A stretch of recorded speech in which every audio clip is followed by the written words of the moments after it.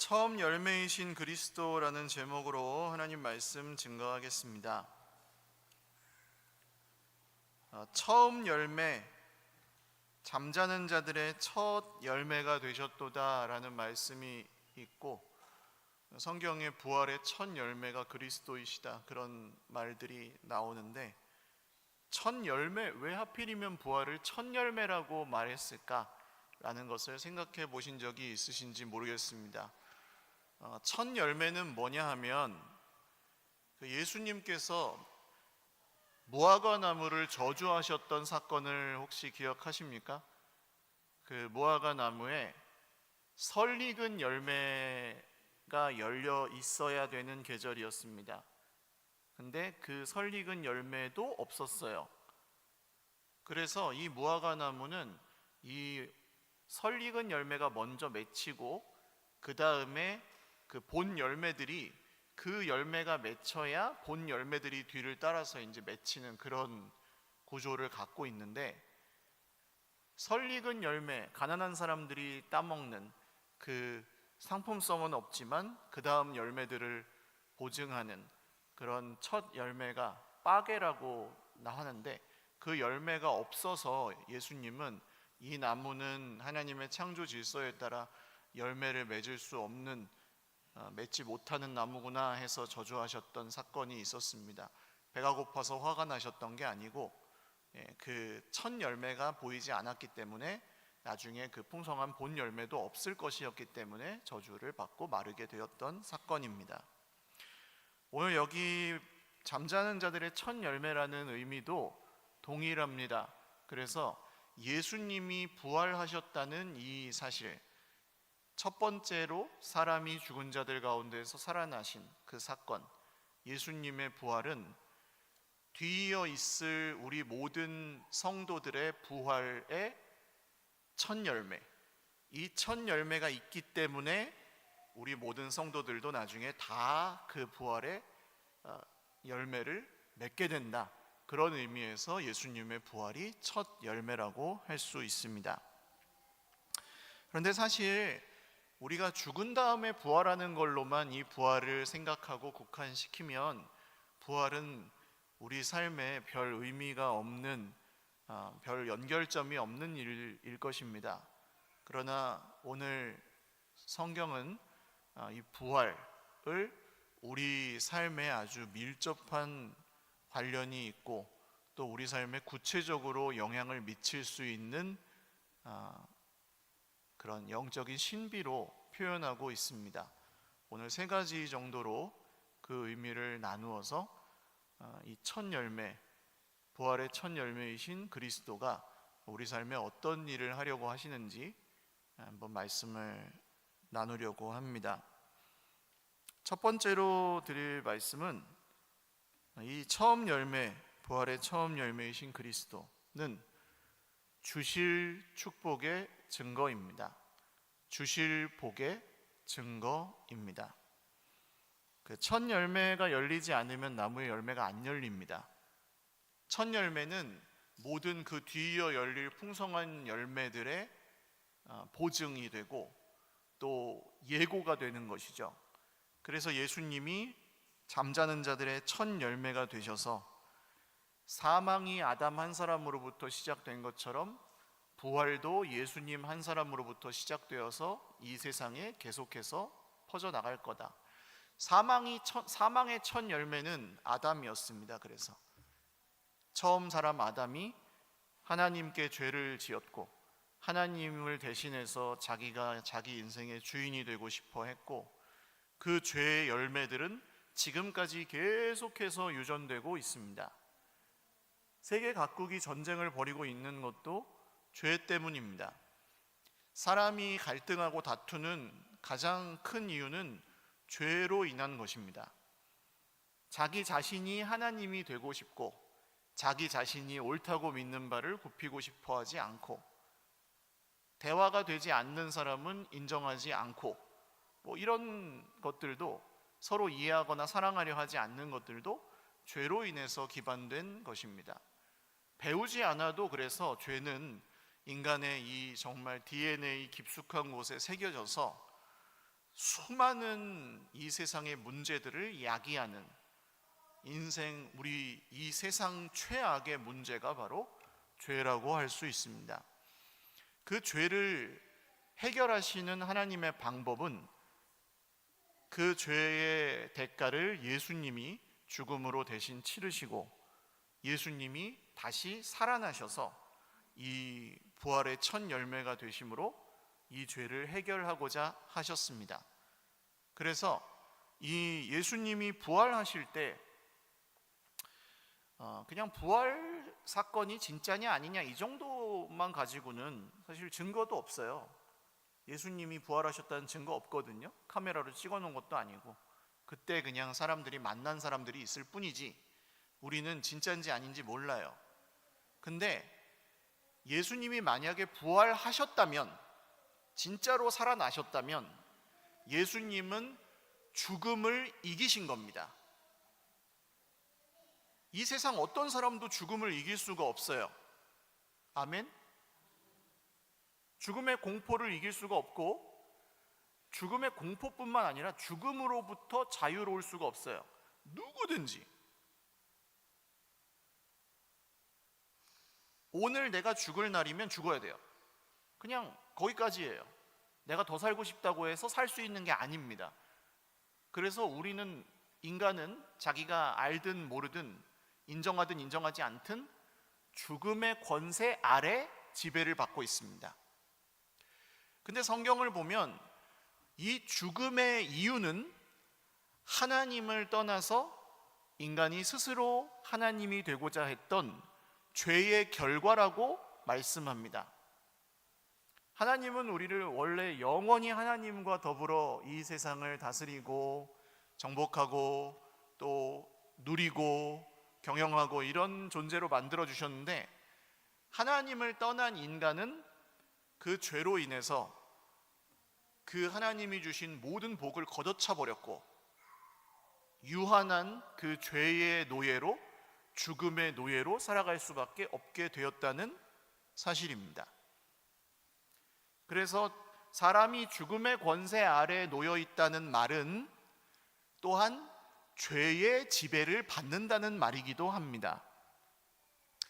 내 욕심을 잘 이겨낼 수 없습니다. 다른 사람과의 관계에서 내가 옳다고 믿는 바를 잘 굽히지 않습니다. 대화가 안 되겠죠. 그러면 이제 갈등이나 싸움 같은 것들이 생기는데 그것은 이 사람과 이 사람 속의 중심에 있는 그 자기 중심성들이 부딪히는 결과물들입니다. 여기서 자유로운 사람도 아무도 없습니다. 모든 사람의 속에 그것이 새겨져 있다고 해도 과언이 아닙니다. 그런데 예수님은 그 부활 사건으로 인해서 다시 살아나심으로 사망의 권세를 물리치셨습니다. 그리고 그 원인인 죄의 권세도 물리치셨습니다. 예수님이 이기셨습니다. 할렐루야. 그래서 예수님을 믿는 모든 사람들, 여기 순서대로 23절에 보시면 각각 자기 차례대로 되리니 먼저는 첫 열매인 그리스도요. 그리스도가 먼저 죄와 사망의 권세를 이기셨고 그 다음 그가 강림하실 때에 그리스도에게 속한 자, 바로 성도들, 예수님을 믿는 사람들이 죄와 사망의 권세를 이길 수 있게 해 주셨다는 뜻입니다. 예수님이 부활하지 않으셨다면 우리도 죽음이나 죄를 극복할 수 없었을 것입니다. 그런데 예수님이 다시 살아나셨기 때문에 우리에게도 그 똑같은 열매가 맺힐 수 있는 가능성이 열렸다는 것을 우리는 믿어야 합니다. 이것이 우리 삶과 어떻게 그러면 중요하게 맞닿느냐 하면 많은 분들이 죄를 내 힘으로 이겨야 된다고 생각하세요.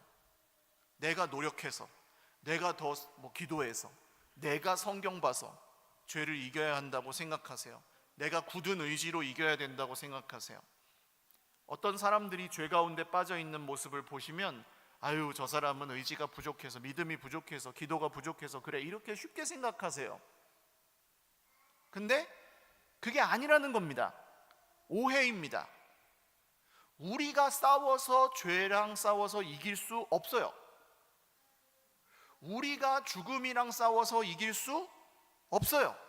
아무도 없어요. 여기 지금 뭐 저 의원이 말고는 100년 후에 여기 살아계실 분 거의 없어요. 저기 우리 다윤이 빼고는. 죽음의 권세랑 우리가 싸워서 이길 수가 없습니다. 그러면 어떻게 이기는 것이냐? 죄와 사망의 권세를 이기신 부활의 주 예수님을 의지하여 이기는 겁니다. 예수님을 힘입어서 이기는 겁니다. 예를 들어서 우리 삶에 우리가 좀 이기기 어려운 죄의 유혹들, 그리고 자꾸 뭐 이거 예를 들어볼게요. 좀 미운 사람, 날 힘들게 하는 사람 있어요, 없어요? 없으세요? 있어요. 항상 있어요. 어떻게 늘 있어요, 늘. 도망가잖아요? 그럼 거기 또 있어요, 새로운 사람이. 그러면 내 속에서 그 사람을 미워하는 마음이 들잖아요. 그리고 그 사람한테 잔소리 한번 해주고 싶잖아요. 좀 바뀌었으면 좋겠다 하면서 막 하고 싶잖아요. 근데 그 사람이 그 말을 들어야 안 들어요? 들을 사람 같으면 그렇게 하지도 않아요. 그 사람은 나를 힘들게 하지만 그 사람은 자기가 그런다는 걸 보통 알든가요? 모르든가요? 몰라요. 되게 몰라요. 막 말도 막 하고, 그러면 자기는 잘못한 거 하나도 없다 그러고, 더 진짜 죄송합니다, 비속어, 미치고 팔짝 뛸 노릇입니다. 그런 사회에서 살아가고 계시는데, 가정이나 뭐 사회나 심지어는 교회 안에서의 관계도 그럴 수 있는데, 그때 우리 속에 이렇게 올라오는 그 미움, 분노, 심판하고 싶은 마음, 이런 것들이 우리 속에서 올라오잖아요. 우리 의원이는 목사님이 될 것 같아요. 예배 시간에 이렇게 말씀하고 싶은 마음이 많아서. 그래서 이 죄의 마음이 올라오면 어떻게 됩니까? 예배 드리기가 쉬울까요? 어려울까요? 어렵습니다. 사는 게 재미가 있을까요? 없을까요? 없습니다. 밥맛이 있을까요? 없을까요? 없습니다. 잠이 잘 올까요? 못 잘까요? 못 잡니다. 여러 가지 부작용들이 발생합니다. 우리 속에 그 마음의 불편함으로 인해서. 신비하게도 나는 잘못한 게 없는데도 그 미움과 분노, 그 사람을 탓하고 원망하는 마음, 이런 거에 사로잡혀 버리면 내가 고생합니다. 이게 세상 나라에서 대부분의 사람들이 살아가는 방식이에요. 이거 하나만 예를 들어도. 근데 주님은 그 우리 속에 있는 미워할 사람 미워하고 잘못한 사람 절대 안 봐주고 이런 모든 그 우리 속에 있는 본성을 이 부활 사건으로 인해서 그 죄와 죽음의 권세를 이기시고 우리가 극복할 수 있도록 우리를 지금으로부터 영원까지 도와주십니다. 그래서 예수님이 가르쳐 주신 기도를 보시면 이런 내용이 있죠. 우리가 우리에게 죄 지은 사람을 용서해 준 것처럼 우리의 죄도 용서해 주십시오. 그렇게 기도하잖아요. 이 기도 다 외우고 계시죠? 근데 이 기도 매일 하십니까? 이게 한번 외우면은 우리가 좀 마음이 정복했다 이런 마음이 들어가지고 그 다음에 잘 안 해요. 근데 매일 드리셔야 되는 기도예요. 왜냐하면 우리가 그런 관계들로부터 자유하지가 않아서 쉽게 매여요. 거기에 열받네 진짜, 짜증나네, 근데 저 인간 변하질 않네, 자기가 잘못했다고 인정도 안 하네. 그 사람은 안 힘들어요. 잘못한 사람은 안 힘들어요. 내가 힘들어요. 그래서 거기에 매여버려요. 일도 안 돼요. 뭐 사는 것도 재미가 없어요. 그렇게 됩니다. 그때 기도하는 거예요. 예수님, 그 죄와 사망의 권세를 이기신 예수님, 제 속에도 지금 이 죄의 권능이 일어나 그 사람의 잘못인데도 불구하고 내가 거기에 얽매여 버렸습니다. 그렇지만 제가 이를 악물고 기도합니다. 주님, 잘못한 걸 심판해 주십시오. 불쌍한 저를 구원해 주십시오. 제가 정말 이를 악물고 그 사람을 용서하려고 애를 써보겠습니다. 기도라도 시작해 보겠습니다. 그러니 저를 용서하시고 구원해 주십시오. 이런 기도를 드릴 수 있습니다. 그때부터 시작인 거죠, 하나님의 나라는. 이것이 두 번째로 드릴 말씀인데, 처음 열매이신 그리스도는 하나님 나라의 문입니다. 하나님 나라의 문이 열리는 거예요, 이때부터. 그래서 그 다음 말씀을 보시면, 모든 권세와 능력을 멸하시고 나라를 아버지 하나님께 바칠 때라. 그가 모든 원수를 그 발 아래 두실 때까지 반드시 왕노릇하시리니 맨 마지막에 멸망받을 원수는 사망이니라. 죄와 사망의 권세를 향한 이 심판이 시작이 되었고, 이제 메시아를 따르는, 그리스도를 따르는 사람들은 이 세상의 생명이 아니라 부활의 생명으로 살아가기 시작하는 것입니다. 우리에게 그 부활의 생명이 이미 시작이 되어서 이제 하나님 나라의 생명의 뿌리를 내리고 살아가는 사람들이 성도인 거예요.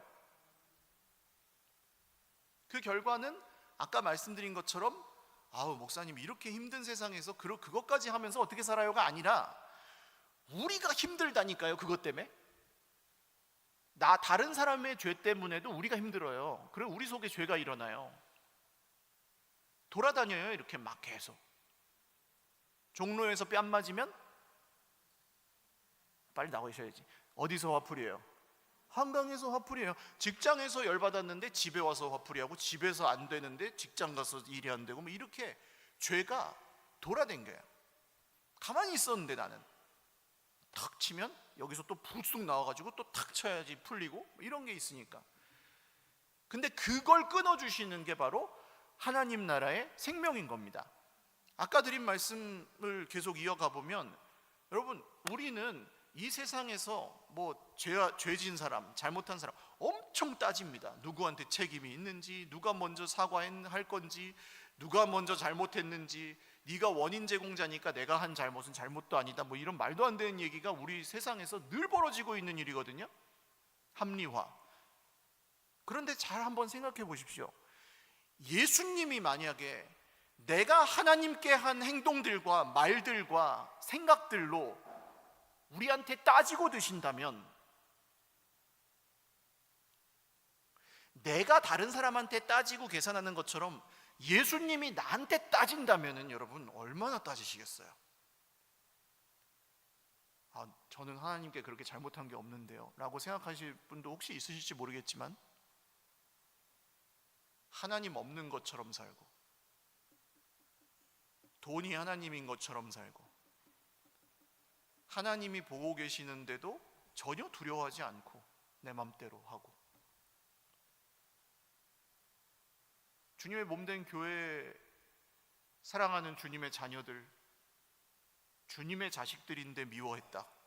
이거는 난리 나요. 요새 같으면 부모들이 얼마나 극성인데요, 자기 자식 미워한다고. 우리가 하나님께 저지른 잘못들은 이루 말할 수 없고 지금도 현재형으로 계속되고 있습니다. 만약에 그걸 가지고 예수님이 우리처럼 따지신다면 아마 죽을 때까지 이렇게 탈탈 털려도 시간이 부족할 것입니다. 그래서 그런 얘기가 있죠. 그 1만 달란트 빚진 사람이 왕한테 한 번만 봐주십시오 그래가지고 왕이 탕감해 줬어요. 1만 달란트는 어느 정도냐면, 지금까지 지구상에서 캔 금, 채굴한 금의 양을 다 합치면은 어느 정도 될 것 같으세요? 이 전 세계의 금을 다 합치면 한 우리 본당 정도 여기에 가득 찬답니다. 세계에서 캐낸 금을 다 합치면 28m 정도 되는 그 정육면체 정도 양이 된답니다. 그러니까 아마 여기 꽉 채우면 될 것 같아요. 근데 1만 달란트는 그거보다 더 많아요. 거의 국가 예산을 넘어서는 돈이에요. 개인이 어떻게 그런 빚을 졌는지 모르겠지만 어쨌든 그거를 탕감해 줬어요. 그럼 집에 가다가 근데 자기한테 1,000만 원, 2,000만 원 빚진 사람 만난 거예요. 그럼 어떻게 해야 됩니까? 자, 1번. 야, 나 방금 1만 달란트 탕감 받았어. 1,000만 원? 안 갚아도 돼. 1번. 2번. 원수는 외나무 다리에서 만난다. 너 잘 만났다. 멱살을 잡고 너 갚을 때까지 감옥에서 못 나와. 감옥에 쳐넣는다. 1번, 2번? 1번이죠? 1번 맞습니까? 만약에 다른 사람이 그렇게 한다면, 2번처럼 행동한다면 어떻게 하실 거예요? A? 양심도 없는 놈 하실 거잖아요. 근데 이 1만 달란트 탕감받은 사람이 우리고, 하나님께 죄를 용서받은 사람이 우리고, 우리가 용서하지 못하고 계속 미워하고 불평해하고 원망하고 탓하고 잔소리하고 싸우는 그 사람이 이 사람입니다. 그런 얘기거든요, 성경이. 이 사람 어떻게 할 거냐는 거예요. 1번 하실 거예요? 2번 하실 거예요? 그런 얘기입니다, 성경이. 자, 1번 하면은 A, 양심도 이제 없는 놈이라고 못하겠습니다. 없는 분. 양심도 없는 분이잖아요. 그게 나라고요. 그래서 이 하나님 나라 생명으로 옮겨간 사람들은 그런 양심도 없는 분이 되지 않기 위해서 다른 사람을 용서하고 용납하고 사랑하는 법을 배워가기 시작합니다. 하나님 나라의 문이 열린 거죠. 안 그러면 원망하고 불평하면서 멱살 잡고 죽을 때까지 원한을 품고 살잖아요. 미워하고. 죽은 다음에도 미워하잖아요, 때로는. 교회를 50년 다니고 70년을 다녀도 이 문제가 해결이 안 되는 분들도 있어요. 끝까지 미워하다가 가는 분들도 있어요. 얼마나 무서운 일입니까? 예수님께 난 용서받았어 하면서 내게 1,000만 원, 2,000만 원 빚진 그 내 형제는 죽을 때까지 내가 용서 못해 하고 간단 말이죠. 근데 갔더니 걔가 거기 있어. 이렇게 될 겁니다.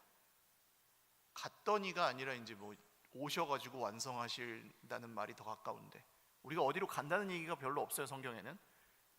주님이 오신다는 말이 있지. 그래서 이 하나님 나라의 문이 열렸다는 것, 이 부활을 통해 우리에게 완전히 새로운 삶의 가능성이 열렸다는 것이 성경의 가르침, 즉 복음입니다. 또 예를 들어 본다면 돈이 이 세상을 다스리고 있는 것처럼 보여요. 돈이 없으면 힘들고 돈이 많으면 기분이 좋아요. 은행 잔고에 따라서 우리의 기분이 왔다 갔다 하거든요. 돈이 하나님과 견주어서 섬길 대상으로 표현된 유일한 것입니다, 성경에서. 돈과 하나님을 같이 섬길 수 없느니라, 그런 말씀이 있잖아요. 그 친구를 만나셨는데, 요새 뭐 이제 주식 투자 열풍이니까 길거리를 걸어가면 전부 다 사람들이 주식 얘기밖에 안 하더라고요. 친구를 만났는데 친구가 주식으로 뭐 요 며칠 내가 뭐 삼성전자로 내가 1억을 벌었어, 3억을 벌었어 막 이러는 거예요. 친구를 만나셨는데, 왜 나는 안 했어, 나는 못 벌었어, 나는 오히려 잃었어, 뭐 그렇다고 생각해 보세요. 그런 마음이 어때요? 그 포모라고 그러는데, 포모가 세게 오죠. 나는 뭐 했나 그동안. 저 사람이 저렇게 앉은 자리에서 저렇게 큰 돈을 버는 사이에 돈은 없지만 나는 뭐 했나, 이런 생각 오실 수 있죠. 헛살았구나, 이렇게 살아서 뭐 하나, 뭐 이런 생각이 온단 말이죠. 그게 뭐예요? 이게 세상 나라의 생명으로 살아갈 때 생기는 일이에요. 돈이 다스리니까. 근데 이런 게 그럼 예수 믿으면 안 오냐? 와요. 예수님 믿어도 이런 게 순간순간 와요. 그래갖고 우리를 막 절망시키고 시험에 들게 만들어요. 이런 게 안 힘든 분들은 감사. 근데 대부분은 돈이 얼마나 중요한데요. 저 돈 없으면 힘들고 돈 많으면 기분 좋아요, 저도. 근데 여기 이 세상 나라의 생명에 이끌려 살아가면 그런 일들이 일어나는데, 하나님 나라의 생명 쪽으로 바꿔 오시면 예수님이 가르쳐 주신 기도 중에 오늘 우리에게 어떤 양식을 주세요? 일용할 양식을 주세요. 오늘 먹을 양식을 주세요 라는 기도입니다. 이 기도 매일 하세요?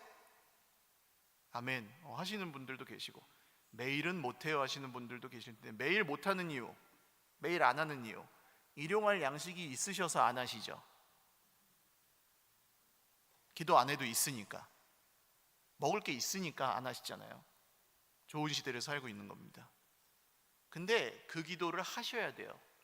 그 기도가 우리를 지켜주는 기도예요.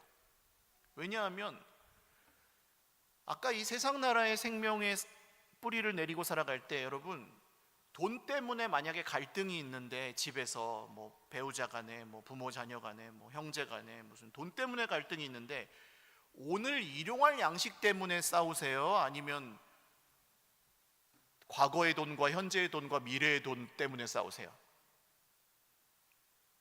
어떠세요? 일용할 양식으로 싸우세요? 아니면 그보다 좀 이 확장된 돈의 의미를 가지고 싸우세요? 이거 갖고 싸우시죠? 근데 성경을 보면 돈이 많은 부자가 창고를 하나 더 지어야 되겠어. 돈이 너무 많아가지고 보관할 데가 없어. 그래가지고 창고를 짓는데 그날 밤에 그를 데려가실 줄 누가 알겠느냐? 여러분, 언제까지 사실 것 같으세요? 아까 죽음의 권세를 우리가 적응 못한다 그랬잖아요. 우리 다 죽는다니까요. 여기 계신 분들 예언할 수 있습니다. 다 죽어요. 언젠지 몰라요. 자, 만약에 내가 일주일 있다 죽는다고 생각해 보세요. 일주일 있다가 내가 일주일 있다 죽어요. 그럼 5년, 10년 후에 있을 일을 염려하는 거는 의미가 있어요, 없어요? 5년, 10년 후 염려하실 필요가 있어요, 없어요? 없어요. 염려해봤자 책임도 못 지고, 염려해봤자 어차피 대비할 시간도 없고, 대비할 방법도 없어요. 아멘? 오히려 그 일주일 남은 시간을 즐기셔야지. 5년, 10년 거 걱정하실 필요가 있다, 없다? 없다. 그러니까 아까 그런 돈 문제로 싸울 필요가 있다, 없다? 없다.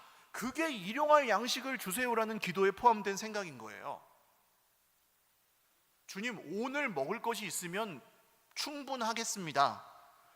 물론 미래의 계획도 하셔야 되고 준비도 대비도 다 하셔야 되지만, 그것 때문에 다스림 받던 인생은 이제 졸업.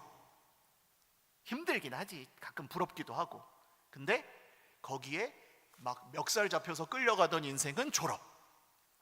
남과 비교하면서 쟤는 가지고 있는데 난 못 가졌네, 쟤는 없는데 나는 있네 하면서 교만하거나 불행하거나 그런 거 졸업. 일용할 양식을 주십시오. 아멘. 이게 하나님 나라 백성의 삶인 거예요. 하나님 나라의 문이 열리면, 그래서 우리가 그 돈의 권세에서 다스림 받는 데서 점점 벗어날 수 있는 겁니다. 하나님께 드리는 것도 마찬가지예요. 내가 이 세상에서 더 많이 벌기 위해서 투자한다 하나님한테? 아니요, 그런 거 없어요. 하나님한테 투자하고 죽은 사람도 있어요. 사도행전 보시면 나와요. 밭을 팔아가지고 이거 다 내기 좀 아까운데? 그러면서 반만 내. 그리고 이거 다 냈다고 거짓말 쳤다가 그 자리에서 죽은 사람도 있어요. 드렸는데 죽어요. 이 세상에서 칭찬받고 싶었는데 죽음이 대가로 돌아왔어요. 투자하는 거 아니에요. 그럼 뭡니까? 감사하는 거죠. 난 더 이상 돈에 다스림 받지 않겠습니다 하는 의미로 신앙 고백으로 드리는 게 헌금이고 우리의 헌신이고 그렇습니다. 그렇게 우리 삶의 기준이 바뀌면 우리의 삶이 달라질 수 있는 일들이 너무나도 많이 생깁니다. 그게 무슨 얘기냐 하면, 이 28절에 만물을 그에게 복종하게 하실 때에는 아들 자신도 그때의 만물을 자기에게 복종하신 이에게 복종하게 되리니 이는 하나님의 만유의 주로서 만유 안에 계시려 하심이라. 하나님이 다스려 주신다는 뜻입니다.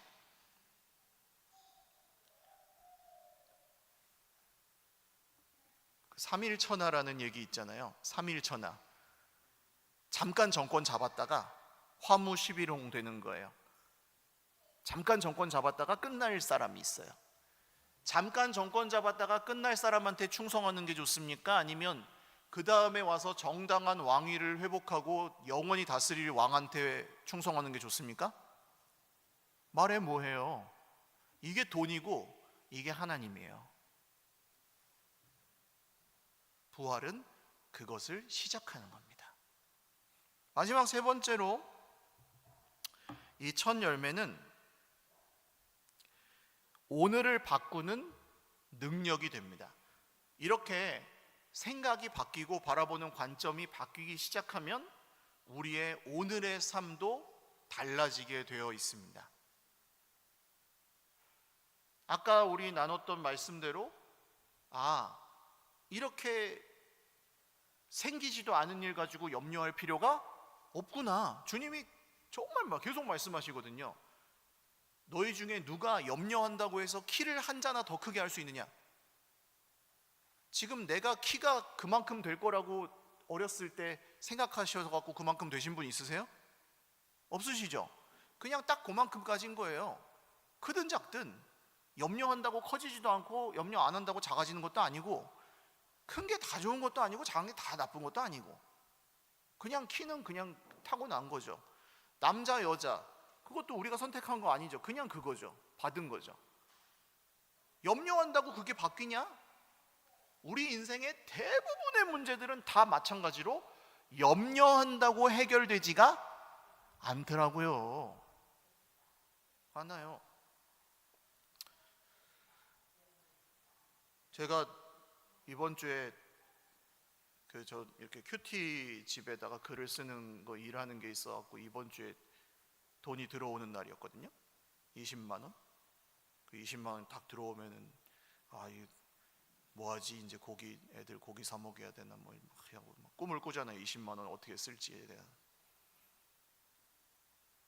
근데 이번 주에 저희 아내가 요관 결석이 갑자기 재발해가지고 24년에 했었는데 어제 그저께 또 해가지고 그냥 20만 원이 통장에 탁 스치고 탁 지나가 버렸네. 나는 꿈이 컸는데 그게 인생이에요. 어떡할 거야?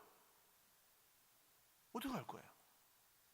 그보다 더 큰 일이 일어날지 내일 어떻게 알아요? 그래갖고 제가 아까 일부 예배 때도 초등학생들이 있어갖고 물어봤거든요. 이렇게 힘든 세상이고 무슨 일이 일어날지 모르는 세상인데 어떤 삶이 더 옳은가? 1번 힘들지만 우리 서로 사랑하고 서로 용서하고 서로의 부족함을 채워주면서 열심히 이걸 이겨나가 보자. 1번. 2번 너 때문에 이렇게 됐잖아. 아유 짜증나 진짜. 이게 문제야. 너 바뀌지도 않고 뭐 이게 돈도 없고 지난번에 너 그렇게 했지. 옛날에 내 말 안 듣더니 꼴 좋다 하고 싸우면서 계속한다. 1번 2번. 네, 2번을 택하시면 어떻게 돼요? 그렇지 않아도 힘든데 더 힘들다. 그게 세상의 생명에 속한 삶이에요. 예수님은 그래서 우리 힘들게 살라고 뭘 막 무거운 짐을 지어주시는 게 아니라 좀 덜 힘들게 살라고. 내일 일은 내일이 염려하게 둬라. 할렐루야. 내일 일은 내일이, 너네가 염려하지 말고 내일 일은 내일이 염려하게 그냥 둬라.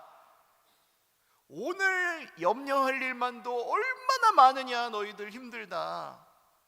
제발 내일 일은 내일이 염려하게 두고 그냥 오늘 살아라. 그게 아까 일용할 양식 주세요예요. 예수님이 이런 말씀하시죠. 수고하고 무거운 짐진 사람들아 다 내게로 오라. 내가 너희를 쉬게 하리라. 할렐루야. 며칠 전에 이제 아내가 저한테 물어보더라고요.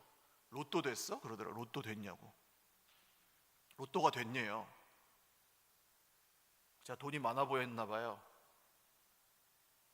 근데 돈이 많은 게 아니고 돈이 엄청 없는데 어디 뭐 정말 씻고 찾아봐도 없는데 안 불안해하니까 물어본 것 같아요.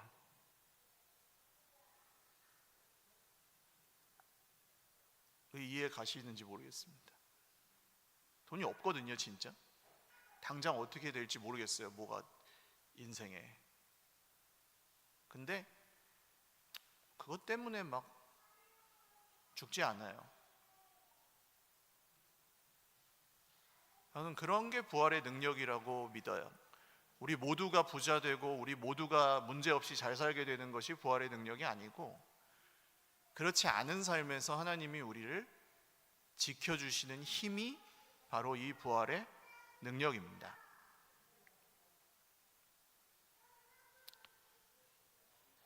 오늘 수고하고 무거운 짐진 여러분, 특별히 세상의 죄와 사망의 권세 아래에서 고통하고 계셨던 여러 문제들,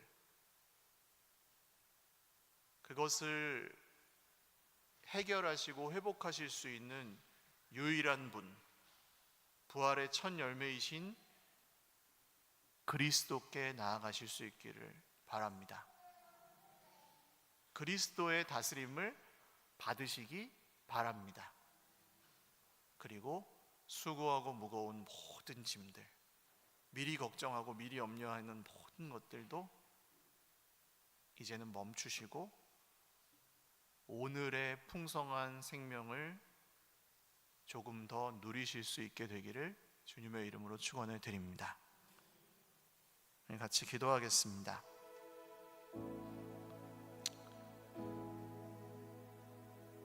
주님, 알고 있습니다. 교회에서 많이 들었습니다. 그렇지만 그것이 우리 삶의 현실이 되지 않고 참 너무 힘들어서, 너무 아파서 때로는 잊어버립니다. 그런데 예수님이 부활하셨다는 이 말씀은 이제는 너희들이 짊어지지 않아도 된다. 너희들이 그 죄와 사망의 권세 아래에서 살지 않아도 된다.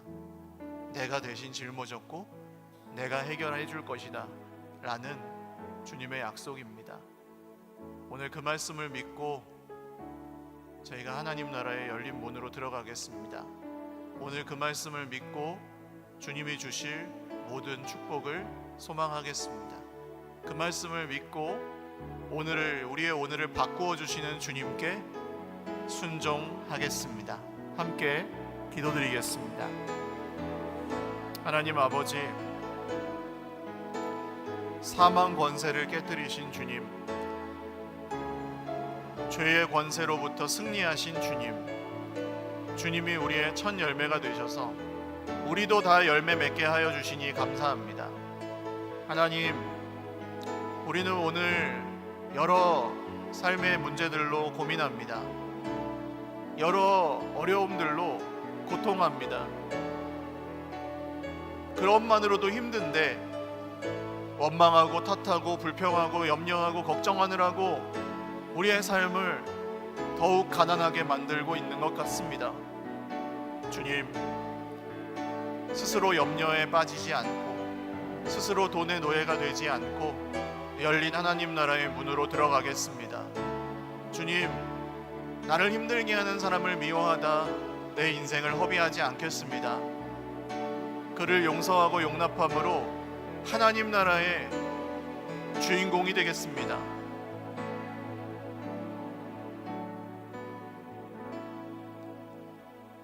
살아계신 주님, 이렇게 오늘도 부활하신 2000년 전에 예수님이 우리를 살리십니다. 우리를 새롭게 하십니다. 사망 권세, 죄의 권세로부터 승리하신 예수님을 우리가 오늘 믿습니다. 그 믿음으로 기도하는 주의 백성들마다 어깨에 짊어지고 있는 무거운 짐들이 오늘 조금 가벼워질 수 있도록 주여 우리에게 은혜를 베풀어 주십시오. 수고하고 무거운 짐진 자들아 다 내게로 오라. 내가 너희를 쉬게 하리라. 말씀대로 이루어 주셔서 우리가 과도하게 염려하고 걱정하느라 옆에 있는 사람들을 사랑하지 못하고 하나님을 예배하지 못할 정도로 힘들어지지 않도록 우리를 시험으로부터 구해 주시고 일용할 양식을 주시며 주님께 용서받은 것처럼 우리도 용납하고 용서하며 살아갈 수 있도록, 그런 삶을 계속해서 배워갈 수 있도록 은혜 베풀어 주십시오. 감사하옵고 예수님의 이름으로 기도 올리옵나이다. 아멘. 우리 하나님께 영광의 박수 올려드리겠습니다. 다 같이 일어나셔서 아까 드렸던 찬양 후렴하고 예배 마치겠습니다. 한없는 주님의 은혜, 한없는 주님의 은혜, 온 세상 위에 넘칩니다. 가릴 수 없는 주 영광,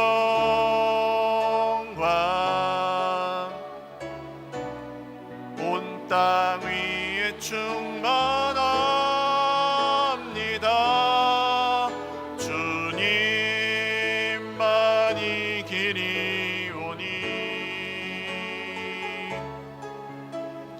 우린 그 길 따라갑니다.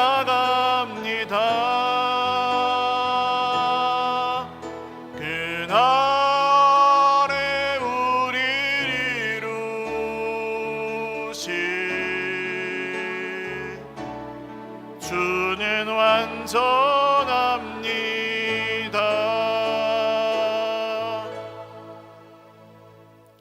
이제는 우리 구주 예수 그리스도의 무한하신 은혜와 하나님 아버지의 신실하신 사랑과 성령님의 교통하심이 오늘 말씀을 듣고 주실 축복을 소망하며 하나님 나라의 열린 문으로 들어가 끝까지 오늘을 바꾸어 주시고 회복하여 주시는 부활의 주 메시아를 믿고 그분의 백성된 우리 모든 형제자매들 머리머리 위에와 가정과 자녀 손들 위에와 주님의 몸된 공동체, 부활의 공동체 서일교회 위에 영원토록 함께 있을지어다. 아멘.